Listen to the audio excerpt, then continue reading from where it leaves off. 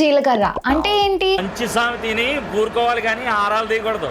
అని మనం ఆరా తీద్దాం. Welcome to part 6 of slay with సామెతలు సిరీస్. వినడానికే ఫన్నీగా అనిపించే ఈ సామెత వెనుక ఒక ఇంట్రెస్టింగ్ స్టోరీ అయితే ఉంది. ఇప్పుడంటే జీలకర్రని మన ఇండియాలోనే పండిస్తున్నారు, కానీ పాత కాలంలో మిడిల్ ఈస్టర్న్ కంట్రీస్ నుంచి వీటిని ఎక్స్పోర్ట్ చేసి ఇక్కడికి తీసుకొచ్చే వాళ్ళు ట్రేడర్స్. వాళ్ళ షిప్ పోర్ట్ కి దగ్గరలో ఉన్నప్పుడు సరుకు వచ్చిందని జనాలకి తెలియజేయడానికి శృంగనాదం అనే ఒక మ్యూజికల్ ఇన్స్ట్రుమెంట్ ని గట్టిగా వాయించేవారు. ఆ సౌండ్ తో జనాలకి జీలకర్ర వచ్చిందని తెలిసేది. అండ్ పోను పోను శృంగనాదం అనేది వాడుక భాషలో సింగినాదం అయింది. ఈ సింగినాదం చేసే సౌండ్ భారీగా ఉన్నా తెచ్చిన ఐటమ్ అదే జీలకర్ర మాత్రం లైట్ వెయిట్ గా ఉంటుంది. కాబట్టి చిన్న పనికి పెద్దగా గోల్ చేసే సిచ్యువేషన్స్ లో లేదా ఏదైనా విషయాన్ని ఓవర్ కాంప్లికేట్ చేసే సిచ్యువేషన్స్ లో ఈ సింగినాదం జీలకర్ర అనే సామెతని వాడతారు. విషయం వీక్ అయినప్పుడే పబ్లిసిటీ పీక్ లో ఉంటుంది.